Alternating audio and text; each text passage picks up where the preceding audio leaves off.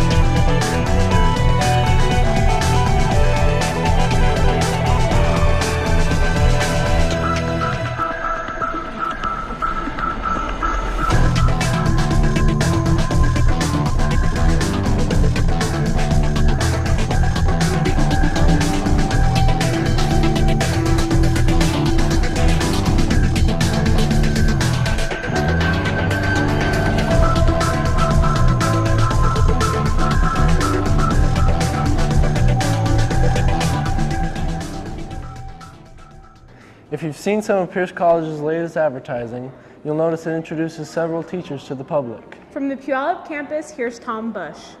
Actually, what you've got there is a little bit coarser layer of sandy quartz with... I bring my enthusiasm into the classroom and into the lab, and students sense that right away, and it helps them get enthusiastic. Tom thinks rocks are the coolest thing in the earth. And he's always really excited about rocks, and he's always really happy when he talks about rocks. I do have actually a piece of basalt that I collected by dipping my rock hammer into a lava flow and then quenching that lava with water. So I have a rock that at one point was the youngest rock in the world. You can especially see these two because they have... One of the things that I like about it a lot is just seeing how excited students can be about the field, especially those that were apprehensive when they first came into my classes, and then they kind of have a turning point and get excited. And then when they see the geology laid out in front of them, that's when students really start to absorb what's going on and how geologic processes have acted over millions of years to give us the present-day landscape of the Earth that we have today. Smoky quartz? Smoky quartz? Yes, smoky quartz. Good, okay. I'm still stuck on this one. I'm pretty sure it's Tom's teaching style is fantastic. He's a great teacher. He's somebody that I feel I can connect with. As difficult as the subject is, he kind of seems to make it break down a little bit simpler for me. Oh. Yes, it would be very gritty. Okay. It siltstones. Yes. Why does a volcano erupt exactly when it erupts? Why not yesterday or why not tomorrow? Why today? Scraping. If you're hands-on, you know, helps the way that I learn, definitely opens up those horizons for me. So Every rock has a story to tell, just have to know its language. You're watching PierceTV, a production of the Digital Design Program at Pierce College. Students in the digital design program sometimes get to do fun things. Sometimes. Here from Ken Murphy's class are some faces made only with text.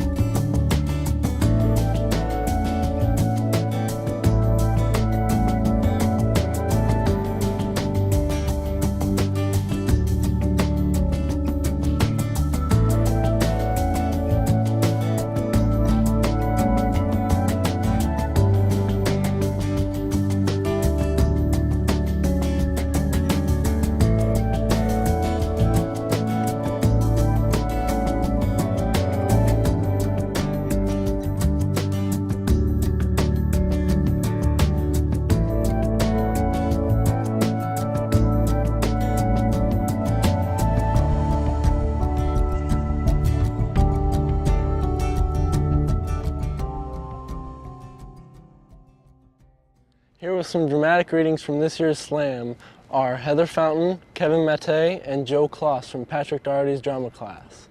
My name is Heather Fountain, and I'll be doing Apparition of a Goldfish by Connor Dorr. I'm the goldfish you killed last week. You flushed me down that same swirling abyss that you relieved yourself on. I've come back to let you know I don't like you, not one bit. When I would watch you through that distorted sphere, watch you prepare food in the kitchen, I wanted to leap out of my bowl and ruin your dish. And the way you would attempt to swim in the tub, don't even get me started.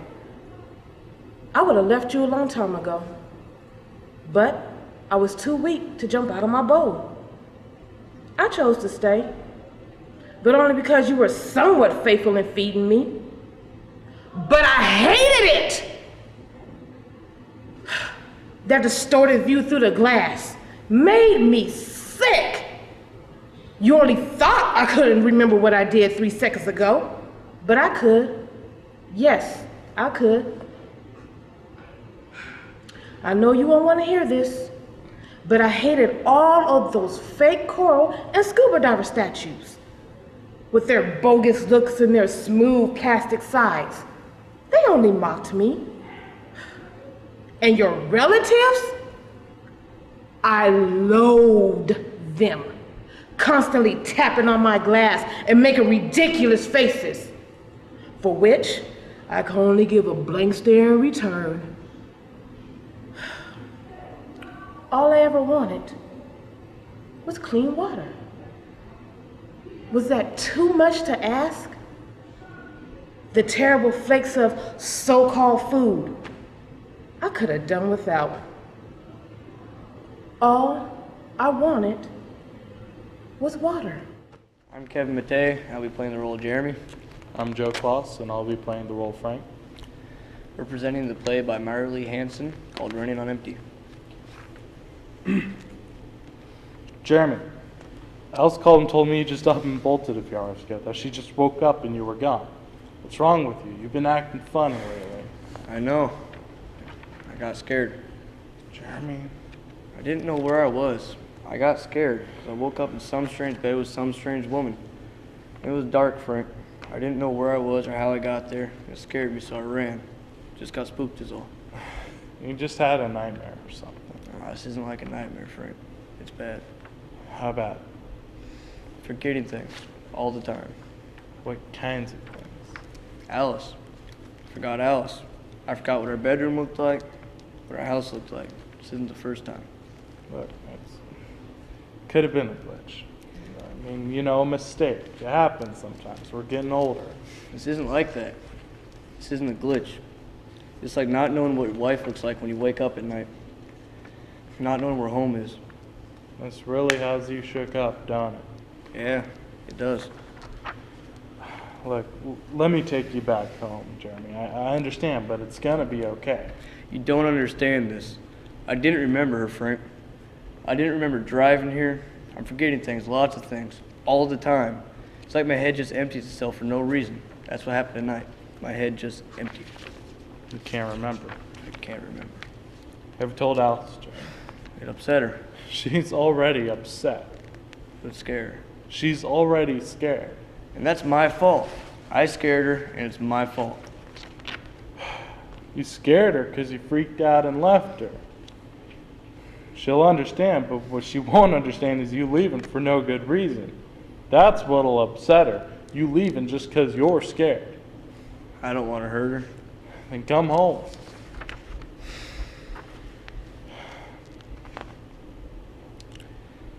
I can't, Frank. Look, you need to see a doctor. Find out what's really wrong. You're too young for this to be really normal. What if they find something they can't cure? Then they'll find something they can treat. What if this is it for me? What if my brain's just rotting away and this piece of me right here, this is it? What if I'm just going to slowly forget things until my head just empties completely? Until I'm worthless. I don't want to be worthless. You'll never be worthless.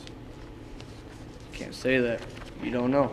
You aren't worthless. You're scared stupid right now, but you still got a brain in there somewhere. Do I have to tell her? Probably. Like, just if it turns out it's nothing serious, just a bump on the head or a glitch in the wiring, maybe you don't have to tell her. But if it's something serious, she deserves to know. Okay. Frank, how did I get here? You drove. You took the truck. I want to remember, Frank. I know. I can't remember. I know. You're watching PierceTV, a production of the digital design program at Pierce College. Next up are a series of images from students in the Advanced Adobe Photoshop class.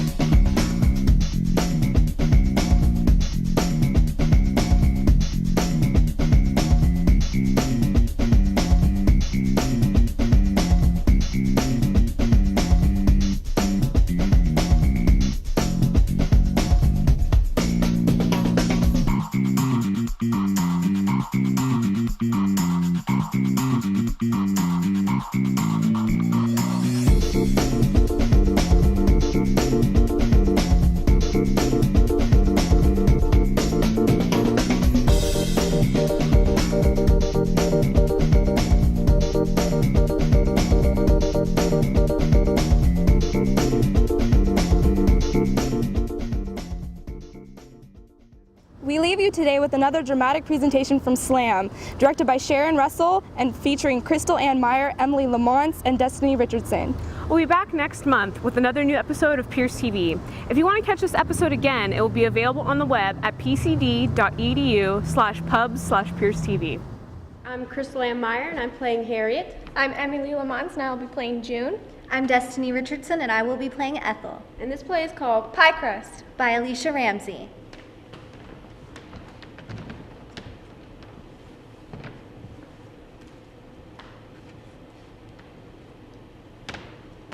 Well, you know, when I was a little girl, my mother would bake a pie. She would stick all the ingredients, the flour, the salt, the water, and the shortening into the icebox for at least an hour until she was ready to make the crust.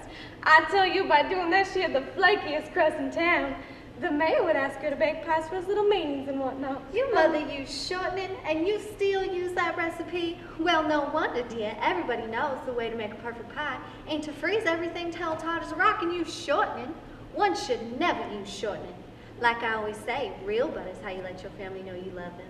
I would take unsalted butter and chill it for at least a day and mix the water with the ice cubes and strain them out during my measurements. Just makes sense that way, don't you think, June? Well, I think that way would be more efficient.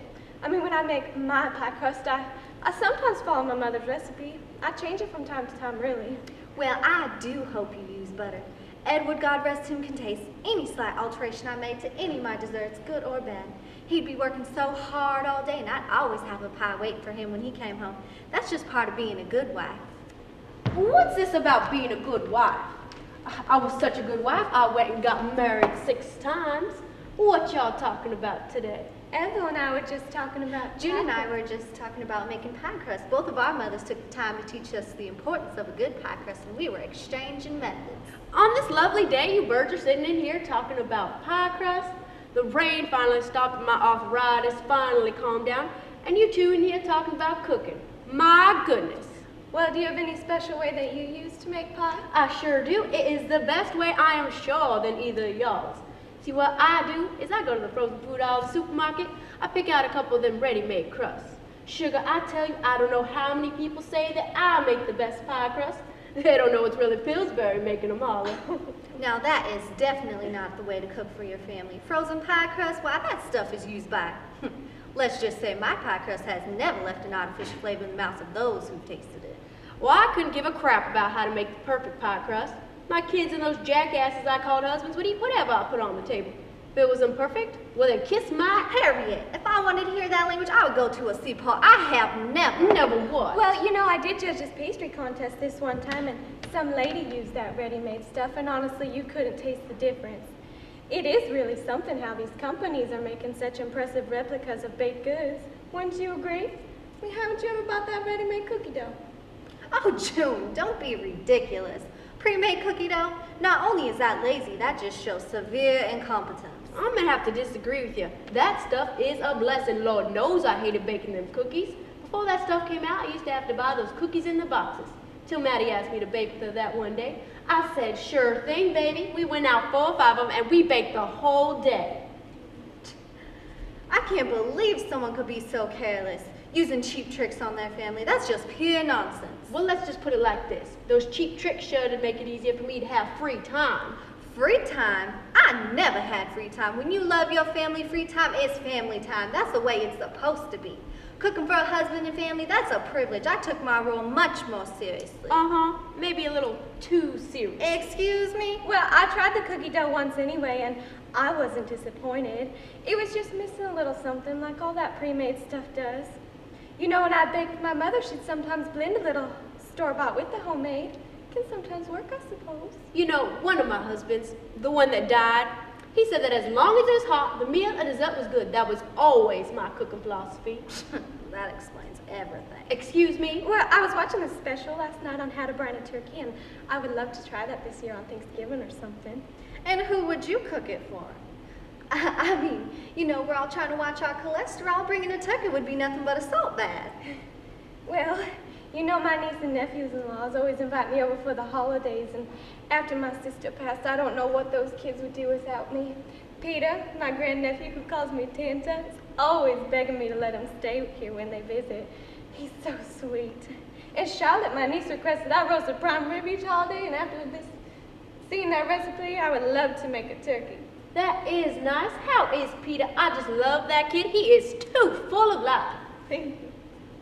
You know, cooking a turkey is too much responsibility for me. I tell you, I tried it this one year. If it wasn't for my brother-in-law, my kids would think Cornish hens were tradition during the holidays. Now, I agree with you there, Harry. I do think men should prepare the turkey. Edward would always prepare the turkey. I don't think men are the only ones that could prepare the turkey. I just never been one of those women, I suppose. Those women? So tell me, Ethel, how are Charlie and Carolyn doing? I don't think I see them in a couple of years. You're truly blessed with the sweetest children. Why, thank you, dear. Edward and I are lucky. Charlie came down last April. He's been working on his and Tammy's vacation home so they can have it done for the summer, so they can invite me down. And Carolyn... They're still working on that place? You were talking about that 2 years ago. Well, when you own several businesses like my son does, time for little projects comes at inopportune times. And what about Carolyn? How are she and her Now, children? ain't she the one with the 2 kids and who's too busy to settle down and get hitched? How is she? I got along with her real nice. Look, my children are my business. Do you understand me? I have been sitting here listening to your perfect perspectives on life and family. And listen, Harry, if you weren't so goddamn self-righteous and insensitive, maybe one of those John's ears would have stuck around for more than a couple years apiece. I have had it. Oh, now Ethel, don't get upset. I think she was just pulling her leg. Why don't you both come down and have another cup of tea or coffee? Do you want coffee? I don't want anything. I don't want anything. You know, I am self-righteous and insensitive. I say things just to get a rise out of people without thinking about their feelings. I want to apologize.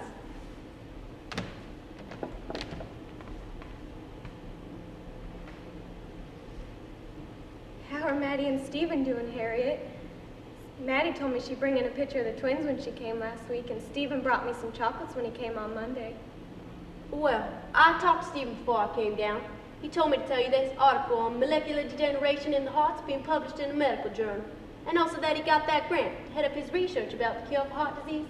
I am proud of my boy. Wonderful, Harriet. Congratulations. And what about Madeline? Oh, she's doing great with the twins. Her publisher asked her to write a book on working moms when she returns from her leave.